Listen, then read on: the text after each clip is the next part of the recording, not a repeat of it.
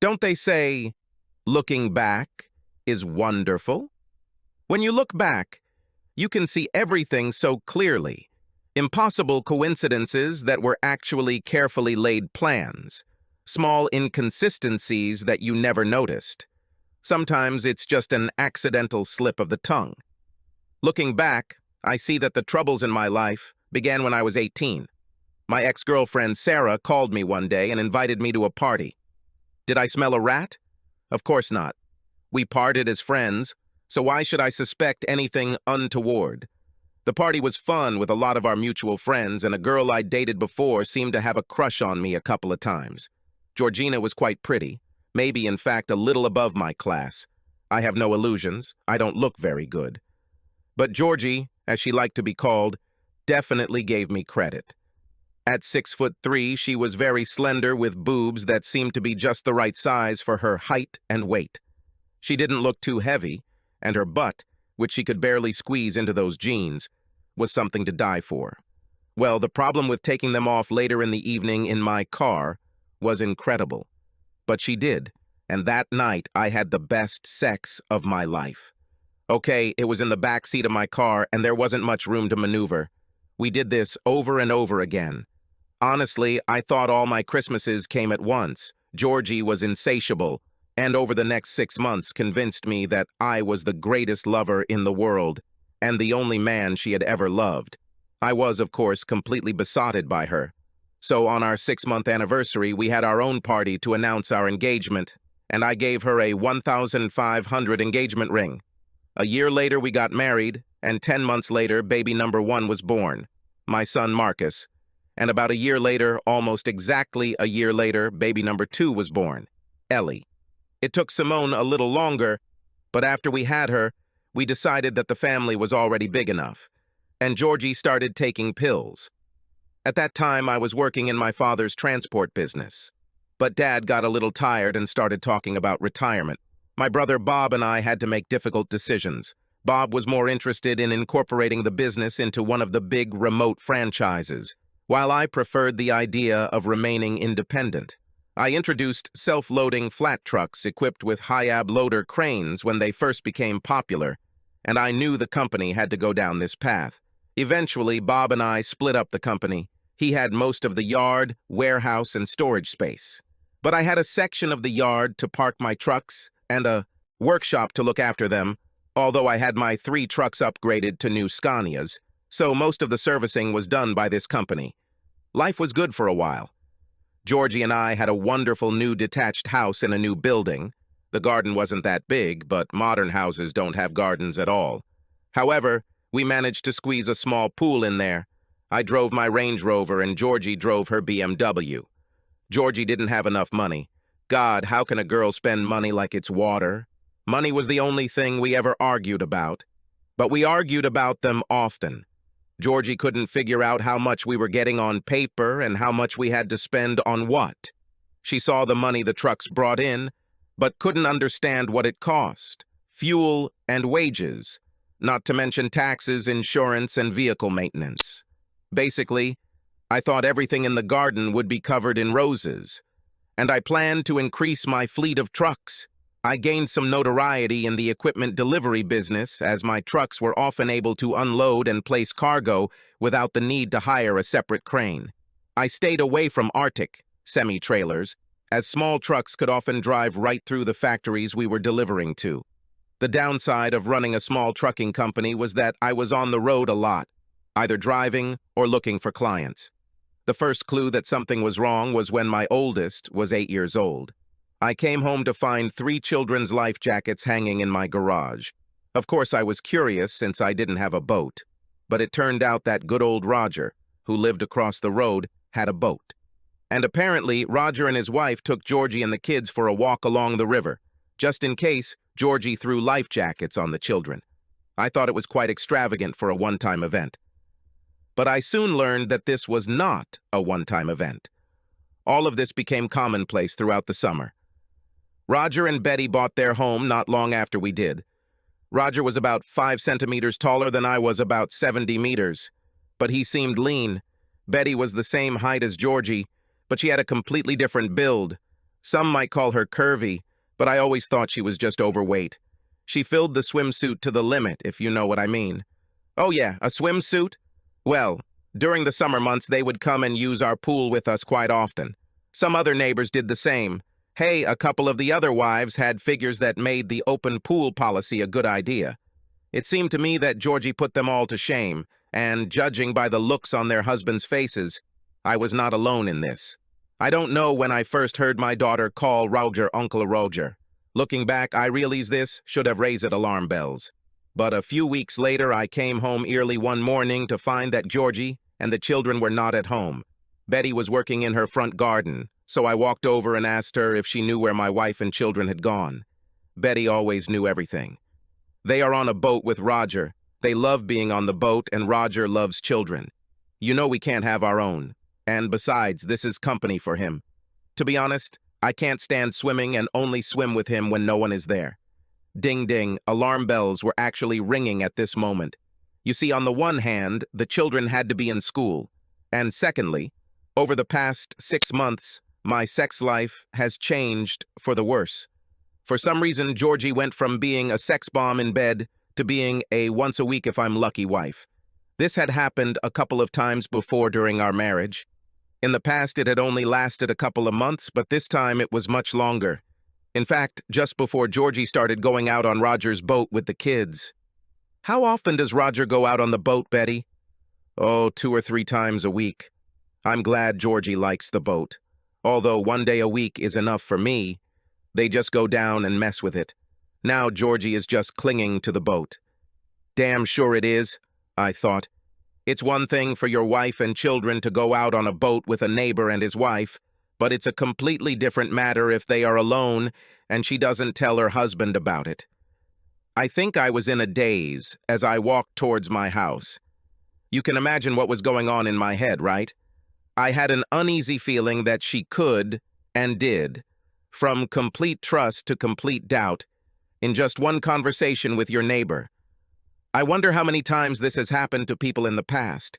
Surely Betty must have doubts when her husband leaves with a woman as beautiful as Georgie, but she seems to trust Roger completely. Later, I saw Roger and Georgie return. Roger stopped, and they got out of the car to greet Betty. While they were chatting, I saw Georgie suddenly turn around and look at our house. I put my Rengie in the garage so she wouldn't notice I was home. The conversation continued for several minutes, Georgie looking at the house, then returning to Betty and talking again. Georgie then walked up to the house. I was sitting in the living room when she came in, pretending I didn't see her arrive. "Hey, baby," she smiled as she walked through the door. "You're early. Could you pick up the kids from school for me while I prepare dinner? Maybe since you're home, we can go out later." I didn't answer her. I just got up and went out to the garage to get my car, deciding to drive it. I arrived at school early as it was obvious that Georgia had reserved time to shower and change before she went to pick them up. Sending me out of the house gave her time to clean up the mess. "Is there something wrong?" she asked me that night at dinner. "I don't think so. Why should anything be wrong? Oh, it seemed to me that you were cold with me today. The cunning creature caught me while the children were present. I was going to leave it until they were in bed. Why did you do something that should make me angry? What are you suggesting? Just answer, Georgie. You started this conversation." "Well, you're in a bad mood." "Maybe I'm tired. I've had a tough week." "Well, don't upset me and the children just because things aren't going well at work." We finished our meal in silence. Well, she was between Georgia and me. The children had a lot to talk about. Later that night, when the kids were already asleep, I tackled Georgie. "Okay, Georgie, what's the big idea? What are you talking about now?" "You and Roger, alone in this damn boat. That's what I'm talking about. You are my wife. You should not go out on bloody boats with another man. You've never said anything about this before. Why are you so upset now?" "Because you always made me think Betty was with you. I never realized you were alone with Roger. He teaches me how to drive a boat and take care of it. What's bad about it? My God, woman, you are my wife. And what does this have to do with it? Listen, you are my wife, and Betty is his. We do everything together with you, and he has to do everything with Betty. That's how it has to be, and that's the end of it. You won't go on a boat alone with Roger again, understand? I understand, but it's stupid. Roger is just a friend. I bet, I thought to myself, that night Georgie tried to kill me with sex. Great, yes, almost as good as our first night in my car all those years ago. But didn't she feel guilty? This was what I asked myself. I decided to find out everything. The next morning I hired a temporary driver for my truck. He was a nice guy and I have used his services quite often in the past. He lent me his car and I positioned myself where I could watch the entrance to our house. Georgie came out and took the kids to school, then went shopping, and then home again, where she stayed until it was time to pick up the kids. The next day was the same, but on the third day, when she was leaving the estate, Roger's car drove out behind her. I followed them to school, and then to the supermarket, where Georgie got into Roger's car, and they drove to his boat. From the road, I watched as they walked up to the boat, holding hands, and climbed on board. Several minutes were spent in a fuss. Roger was filling up the water tank again, and Georgie was making a drink. Coffee, I think. After drinking it in the sun, they both disappeared below. Leaving the car on the side of the road, I climbed over the fence and headed towards the boat. As I got closer, I heard sounds that were familiar to me. Georgie screams very loudly during sex. I learned everything I needed. I boarded very quietly, although I suppose I didn't need to be too quiet while Georgie was screaming in the cockpit. But if I rocked the boat, they might have realized I was on board. I carefully pushed the bolt on the cabin door and closed the lock. Then he climbed back up and unfastened the cables, pulling the boat to the shore. A gentle push, and she went with the flow. Things didn't go quite as I had hoped. It would have been fun if they had drifted to the catch chain in front of the dam before they knew they were adrift. But the boat immediately collided with the next boat, and they must have heard or felt it. I was walking along the shore near the boat and saw that Georgie and Roger had noticed me through the cabin window. Then I heard them knocking on the hatch door, trying to get out. It was at that moment that I left them. I picked the kids up from school and we ate at the diner when Georgie got home. "You could have killed us," was the first thing she said to me. "We could have fallen over the dam and died." That would be good. But unfortunately, they put a chain there to keep the boats from doing that. "You're a bastard! You ruined Roger's boat. It would have been scratched if it had been on the chain, and he had to break down the door so we could get out of the cabin. Oh, did I ruin his boat? Does it matter to him since he destroyed our marriage? What the hell are you talking about? We didn't do anything we weren't supposed to do in that cabin." I laughed out loud. "Georgina, when you copulate, you make more noise than a siren. Don't try to sell me any of this crap, but I would advise discussing everything without the presence of children. We'll leave it until after they're in bed, right? Then where is my dinner?" I just looked at her. She understood everything and went rummaging through the refrigerator to sort out her own food. Later, after putting the children to bed, Georgie came into the living room where I was sitting. I think she really realized that she was well and truly caught, but I thought that I would try to get out. "Alan, I don't know what you think, saw, or heard, but there is nothing between Roger and me. You just misunderstood, that's all. If you walked into the cabin, you would see that we were just drinking coffee." Wow, I've heard it called different words, but never coffee drinking. "Stop it, Georgina. Roger copulated with you, and you know I know it. How long has it been since he kneaded the cake for me? Isn't it from the moment you started playing hard to get?" "What do you mean, build hard to touch?" "Georgie, our sex life became an imitation a few months ago, haven't you noticed? You got everything elsewhere, didn't you? And I have a bad feeling that Roger isn't the first guy you've had since we've been married. I just can't understand why Betty put up with this." She couldn't help but know what was going on. "You are crazy. There's nothing between me and Roger. We are just good friends." I managed to control my anger, but when she continued to deny that she was Roger's whore, I found myself starting to lose control. I really wanted to hit the woman, but something stopped me. I guess it's just not my style. Well, I still needed to hit someone, so I ran out of the house and went over to Roger's house. The door opened with the first knock. Roger was just getting up from his chair in his living room when I walked into the room. Don't ask me how many hits I hit because I won't be able to answer. But I ruined Roger's face. And between us, I'm sure I ruined his living room. The strangest thing was that Betty was just standing in the doorway and looking at us. She didn't cry or scream, and I'm damn sure she wasn't the one who called police. But as a result, I ended up in a cell and Roger in the hospital. I ended up in prison. Not on the charge of grievous bodily harm to Roger, although he was also charged with that. No, for attempted murder when he untied the boat. They tried to imprison them because the boat could cross the dam and kill them. But I was lucky. After 4 weeks, all charges were dropped, apparently due to lack of evidence, and I was released. However, Georgina filed for divorce and a restraining order was issued to keep me away from my home.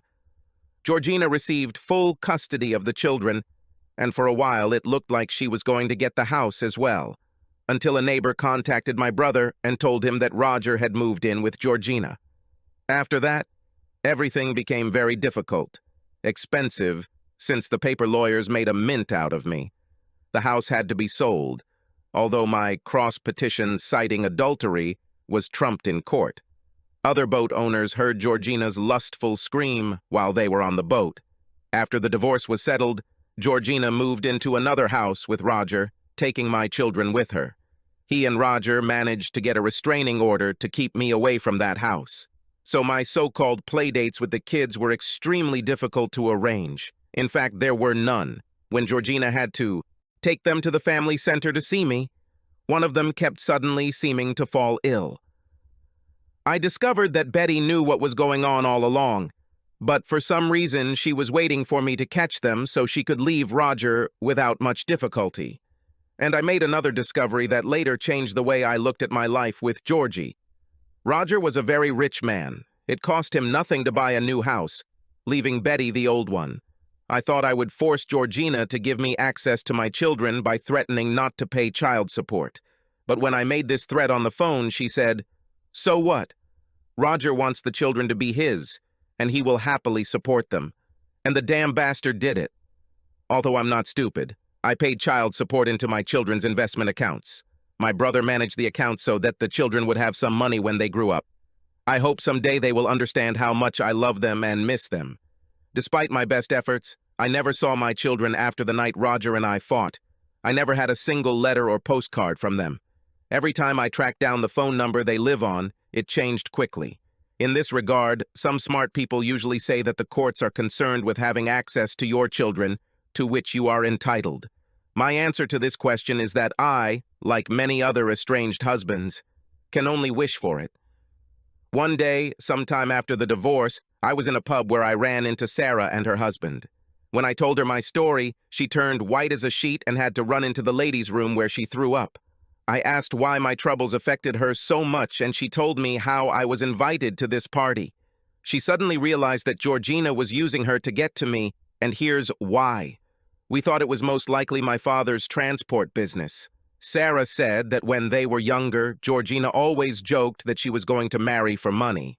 Of course, when they were teenagers, everyone laughed about it, and Sarah didn't think about it when Georgina asked her to invite me to that party. But when I said Roger had a lot of money, she realized Georgie had just jumped ship. To put it bluntly, Georgina found a richer mug. Combine that with Betty saying Roger was shooting blanks but wanted kids, and all the pieces fell into place nicely. The house had to be sold because there was a division of family property that had to be settled. I also sold 2 of my 3 trucks to my brother, cheap. I left the third one, which I drove myself. My home currently is a large trailer parked in a transport yard, but I'm rarely there. I travel around the UK and Europe delivering equipment to my clients, only returning to Reading periodically. Damn, I thought as I walked back to my truck. Some bastards were snooping around my damn cargo. I stopped at a gas station on the freeway to get something to eat.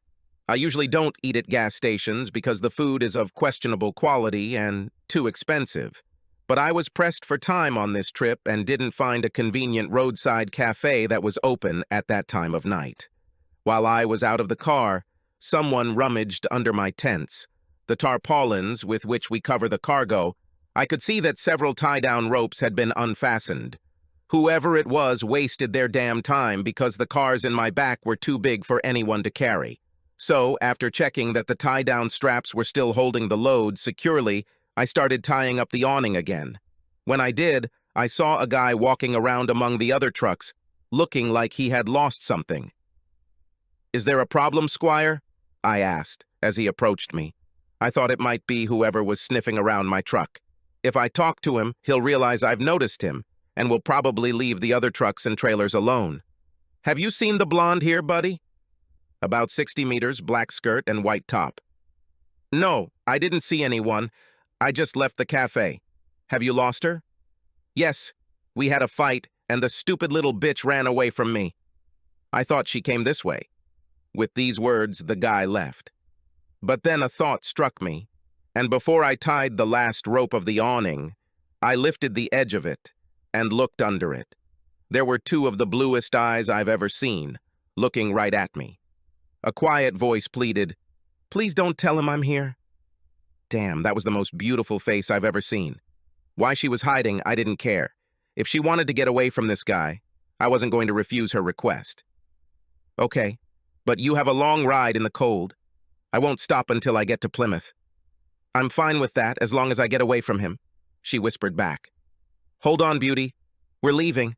I left the petrol station and returned to the M5 motorway. I wondered what was the matter. Why was this young mystery running away from the guy?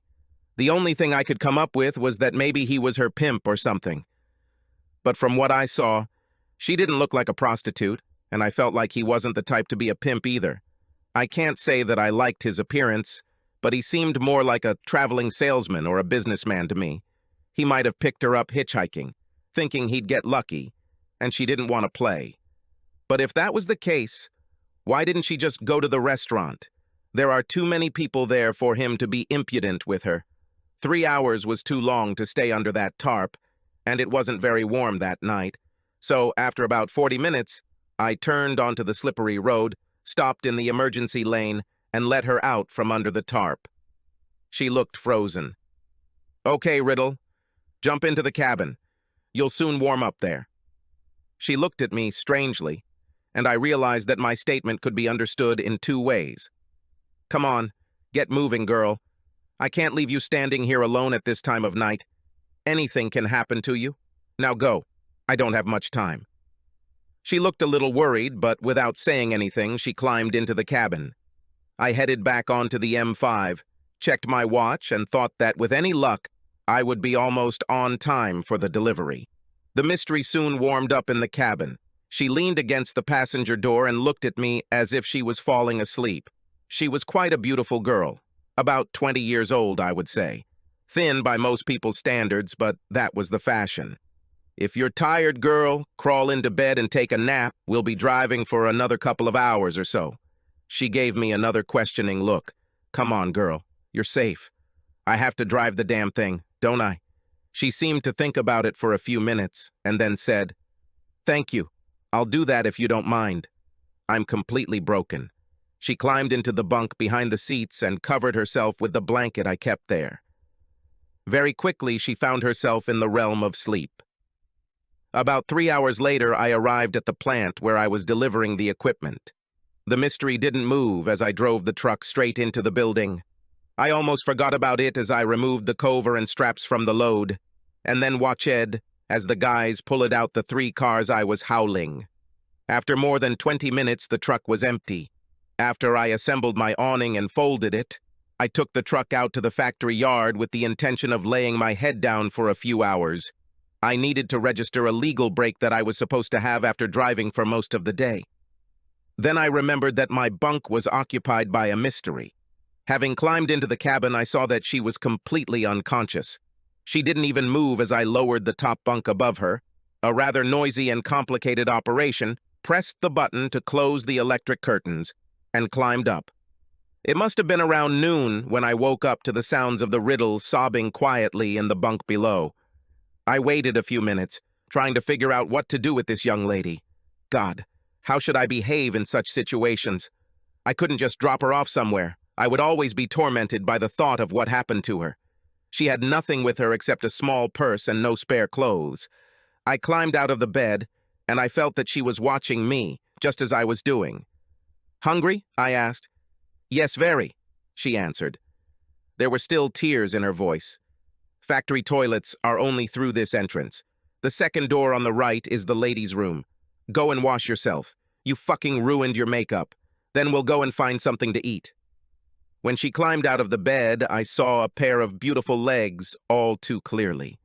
Her short skirt rode up higher than was appropriate, but I don't think she noticed. 10 minutes later, she returned. Her makeup was fresh, but her clothes were ruined, showing signs that she had slept in them. I washed myself in the sink on the side of the truck and changed into clean overalls. She didn't say anything while we walked down the road to a nearby cafe, but there she showed me that for her small size, she could sweep away a significant amount of food. "So, Little Miss Mystery," I said when we had finished eating, "will you tell me who you are and what happened last night?" She looked at me thoughtfully for several minutes. "For what? Why? Why do you want to know this?" "I'm nothing to you. Just someone you gave a ride to." "Stop it. I give hitchhikers a ride. And you were hiding in my truck from someone. It says you have some kind of problem and I need to know what it is. I don't want to read in the newspaper that you were found dead in a back alley somewhere. So, Riddle, come on, tell me in detail. You don't know if I can't help." "He's my brother," she said, as if that was all I needed to know. I continued to sit with an expectant expression on my face. "Well, actually, my half-brother. My parents died in a car accident when I was 12. Jeff is 8 years older than me. He raised me." "So why did you run away from him?" I felt like I had just asked a stupid question. She was a hot young woman. It could be that her brother was bullying her. "Jeff is a businessman." "Well, he thinks so. He never had a proper job that I know of. He buys and sells things. He always has something important in his work. I don't know, he always spends money like he has a lot of it. But there are always unpaid bills at home, and we had to move a lot. I think he was running away from his debts." Riddle fell silent again, and her eyes looked at the half-empty mug of tea in front of her. I had the feeling that she really didn't want to talk anymore. Then, it seems to me, she suddenly changed her mind. "He had a debt to some man and he couldn't pay it off. The guy wanted me to work some percentage. Do I need to tell you how?" "No, I think I can guess. I told my brother that I wouldn't do this. God, this guy is an old man and I never—" Her voice faded and she began to cry again. I signaled to the waitress to bring me a couple more mugs of tea. "What should I do now? I have no one I can turn to." "Nonsense, girl. You've already contacted me, haven't you?" She looked at me with a blank expression on her face. "Look, Riddle, I'm a truck driver, like my dad before me, and I think my dad's dad drove a damn horse and cart or something. Either way, being on the road is in my blood. Do you know what they used to call truck drivers a few years ago? I'll say, Knights of the Road." "Okay. Now there aren't many people who are still from the old school, but you accidentally chose one of her. Riddle, you're in trouble. I will do everything in my power to help you. You just have to decide what you want to do." "I can't go back to Jeff. He will want me to go to that man. I know that." "Then don't go back to him. Let's see what alternatives we have. You can get a job and live on your own, right? But where will I stay during this time? I only have a couple of pounds. Have you ever worked in a hotel?" "No. The only job I've ever had is in stores. But I'm ready to try everything." "Well, I know a couple of people in Torquay who have a small hotel. Their daughter used to help run the place, but she left for university last month. They complained that they could not find anyone suitable to replace her. I don't think they can pay too much. That's probably why they had problems. But you will have everything ready so you will not have any expenses." "Do you think they will accept me? I don't know anything about hotels." "Oh, yeah. I'm sure Mac and Jenny will accept you. Maka is from the same old school of chauffeurs as me. But they will want the costs to be worth it. You know, in a small hotel, you have to be a jack of all trades, working all the damn hours, you know. I don't mind, and I'm learning quickly." "Okay, sit still. I'll call them." I went to the payphone and called, and Jenny answered. I told her how it all happened, and she said that I should bring the riddle to them as soon as possible. She would serve breakfast in the morning. When I told Riddle about this, I saw the first real smile on her face since I met her. I really wish I was a few years younger, but I knew she was about 20, and I was 38, almost old enough to be her father. We were unable to leave Plymouth until 4 o'clock in the afternoon, as I had to take a break from work before I could drive again. So we went to the nearest supermarket, which fortunately had a clothing section. The riddle had nothing but the clothes she was wearing, 2 hours and a couple of £100 from my credit card. Later, we took a taxi back to the truck. I almost had to force Riddle to let me buy her clothes. I realized that she felt like she was being courted. She insisted on taking the bill because she wanted my money back. To be honest, I didn't really expect this because I knew she wouldn't make much money at Maka's hotel. Listen, I don't need money. Since my wife left me, taking the children with her, I have nothing to spend them on. She and her boyfriend never demanded alimony, although I offered it.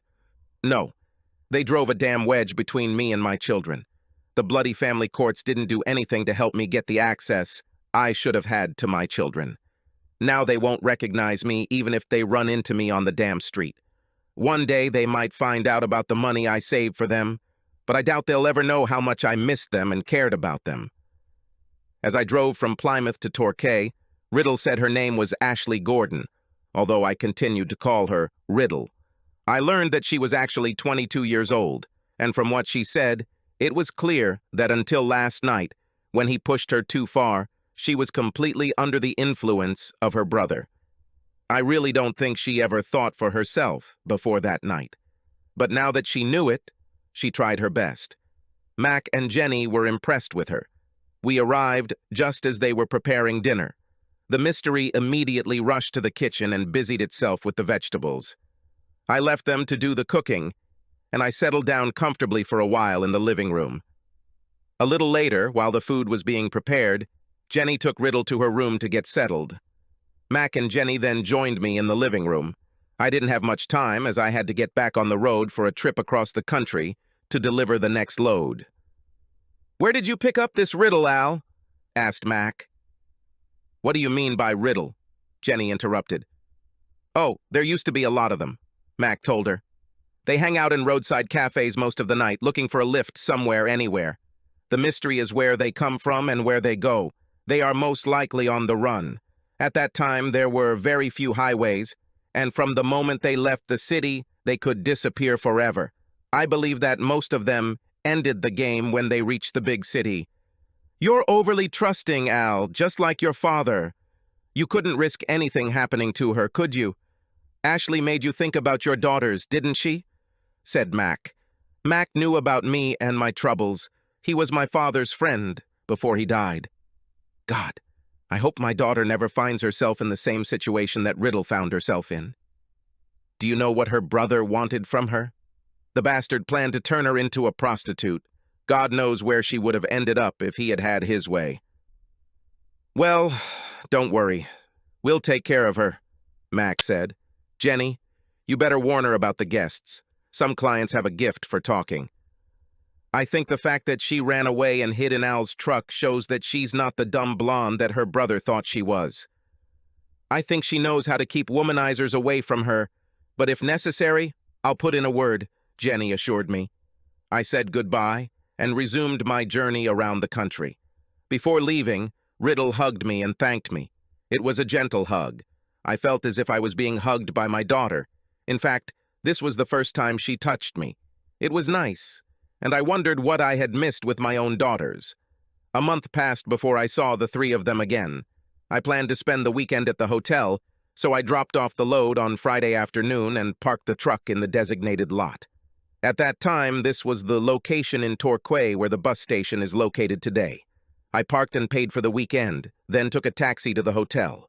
When I arrived, Mac and Jenny were missing, and there was only one Riddle at the front desk. When I walked through the door, she ran up to me, hugged me, and kissed me as if I was her long-lost brother. When Mac and Jenny returned, the Riddle barely left my side for most of the time I was there. Except when I went to bed. I began to think that Mac would be annoyed by this, since there was going to be a lot of work to do. but Jenny said that Zagata hasn't taken a single day off since she arrived. She said she would take time off when I arrived. For me, it was a change in routine. Usually when I visited Mac and Jenny, I would just relax in the hotel lobby. But this time, Riddle and I looked around the city. While showing me around the city, Riddle was hanging on my arm, like she thought I might get lost or something. Apparently, she liked showing me around, so I didn't say that I had known this city for several years. I noticed some funny looks in my direction, I suppose, because, although I was only 38, next to the Riddle, I looked like an old man. It turned out that the Riddle assigned me the status of a father. So from then on, I played this role carefully. Obviously, her brother was her father before, but he let her down badly. Since she was now counting on me, I intended to give her the support she needed. At the same time, I would like to be 15 years younger. I developed strong feelings for the girl. The weekend went by too quickly, but when it was all over, I decided that I would change my routine and spend more weekends in Torquay. In the UK, driving hours, rest periods, and mandatory 2-day, 48-hour weekend breaks are strictly enforced.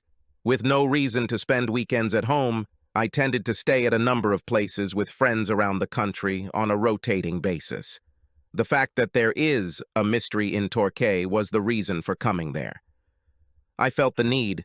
It was something I hadn't felt in a long time. The only problem was that when I could get to Torquay, it all depended on what kind of cargo I was carrying. I probably got lucky once a month. But my weekend with Riddle was extremely happy. I wanted to make the most of them, because Zagata was a very attractive young lady, and I knew that one day she would like some young stud. It must have been almost 6 months after Riddle hid in my truck when I received a message to call Mac urgently. He said that Riddle's brother showed up at the hotel, and she was very worried. Mac got rid of him, but suspected he would return. Tracking down Brother Mystery wasn't as difficult as I thought. I knew the general area in which he operated. The guy had quarreled with many people and accumulated so many bad debts that quite a few people were following him. I took a few people I knew to meet him, and we had a nice chat. He assured that he would not bother Riddle anymore. Leaving the city, we dropped him off at the hospital, but for a long time he still did not bother anyone. He must have gotten into an argument with the wrong person somewhere, because a year or so later he was found dead in a back alley. Yes, I paid for his cremation and drove Riddle there in Mac's car. Quite a few more years passed. I think I was 52, when Mac and Jenny decided it was time to retire. The mystery had by then turned the small hotel into a work of art. I don't know how this topic came up, but when I was talking to Mac one evening, he said that it would be nice if Riddle ran the hotel on his own. She was quite capable, given the right staff to help her. Long story short, I lent Riddle money to buy the hotel. Okay, I'll be honest. When I lent them to her, I did not expect a return at all, although she returned the ones I spent on her on the day of our meeting. The Riddle, in essence, was now my daughter. Well, that's how I treated her. It took convincing to convince her to take the money from me. In the back of my mind, I thought that if anything happened to me, Georgina and the children might well turn up. They didn't want to know me for years, so why the hell do I need money? Riddle and my brother were my only family now. Over the next year or so, Riddle renovated the hotel. Mac and Jenny gave her some leeway as she grew older, but they could not stay away from this place and often visited, presumably getting the same discount as me. Years passed, and I could not understand why Riddle did not get married.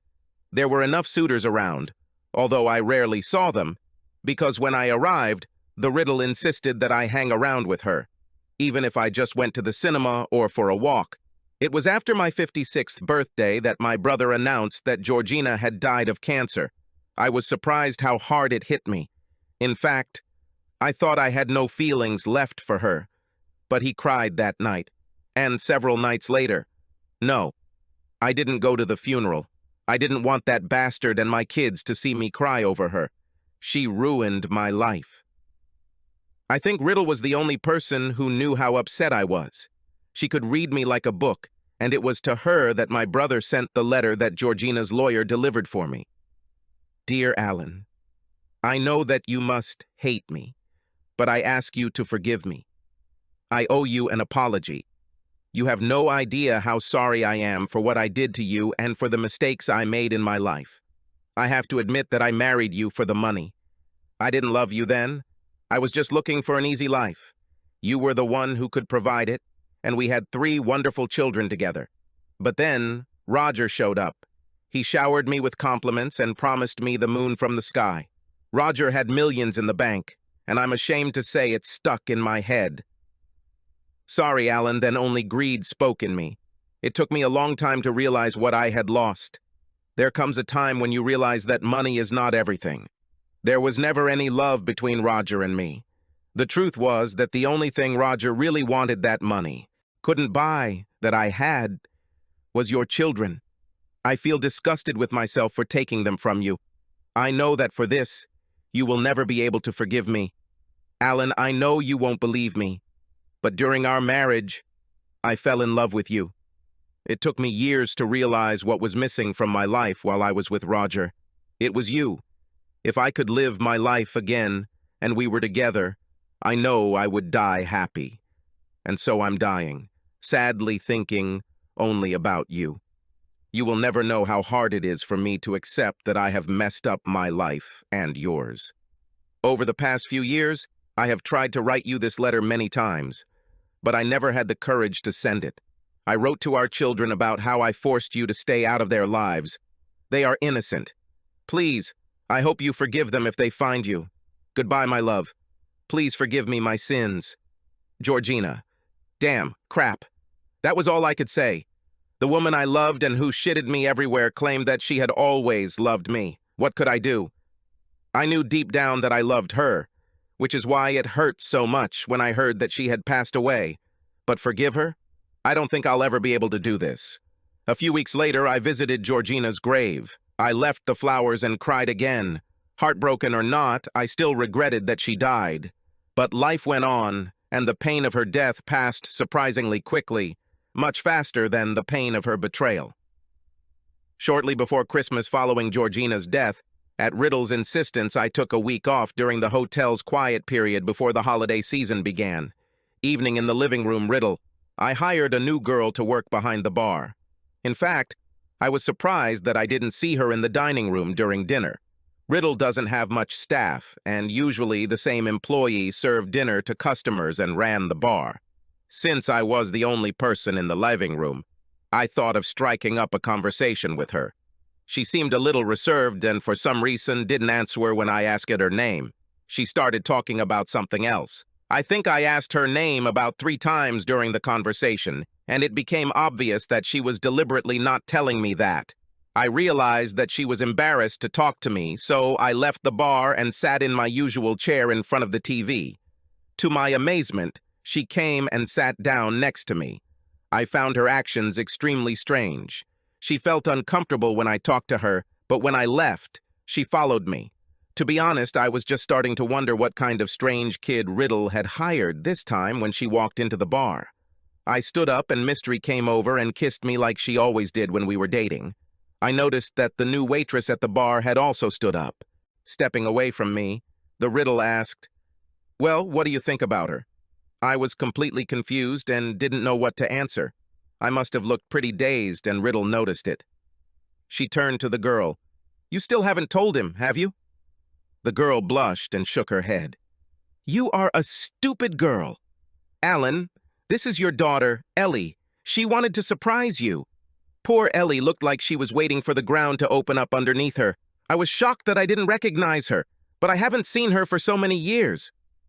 "Am I scaring you that much, Ellie?" "I didn't know what you would think. I just didn't know what to tell you."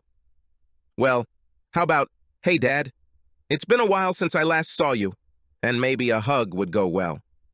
Ellie stepped towards me and we hugged. I didn't see her face, but I felt that she was crying.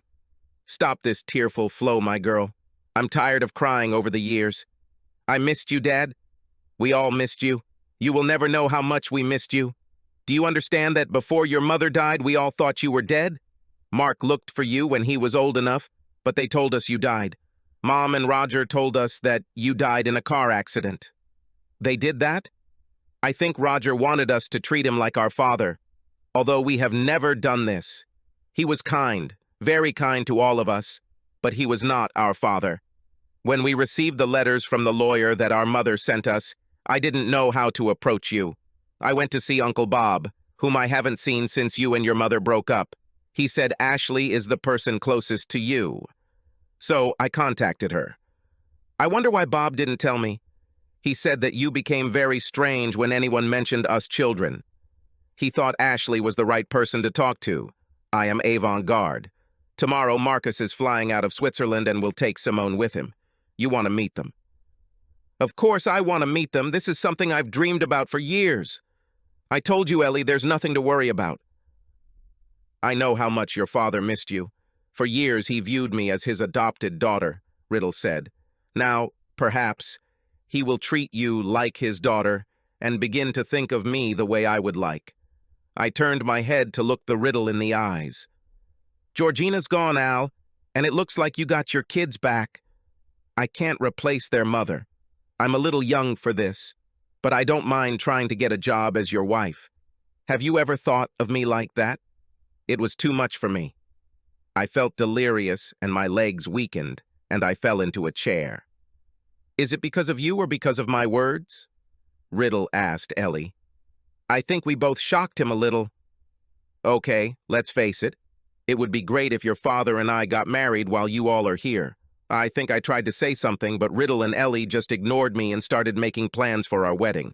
In the end, I managed to interject something about the age difference between us. That sucks, Riddle replied. You have been craving my body since the day we met, and you think that I don't see it. Forgive me, Ellie, but let's call a spade a spade. Years ago, Jenny told me that your age was bothering you, the difference between us. So I put the brakes on everything. But the older we get, the closer our ages are to each other, in percentage terms. I'm sure Ellie will want more siblings before I get too old. This is a great idea for me, Ellie added. I think I'll call Uncle Bob and tell him to bring his whole family here for the wedding. I sat gasping for air. I felt my mouth opening and closing. I knew I wanted to say something to both of them, but I couldn't figure out what. On our wedding night, the Riddle turned out to be a virgin. But many happy years have passed since then. At 65, I'm starting to feel old, but my 5 children and 3 grandchildren keep me active and make me feel young. Of course, I don't drive trucks anymore, but I work in a hotel. Ellie and her husband live here with us. There are times when I wish I could tell Riddle how I felt about her all those years ago. Perhaps we could get married earlier. I'm very glad that she decided to take matters into her own hands. Age has always been a concern for me, but it was finally taken down by my son Marcus. One evening he told me, Dad, take your happiness then and where you can find it. I will always be there to watch over the Ridley whenever the need arises. But, God, that won't happen for many years. We've already lost so much time together. Life goes on. Subscribe to our channel so that your second chaff doesn't cheat on you, and go ahead and listen to the next story, because this story is nothing compared to the next one. If you're under 18, don't even think about listening to the next one.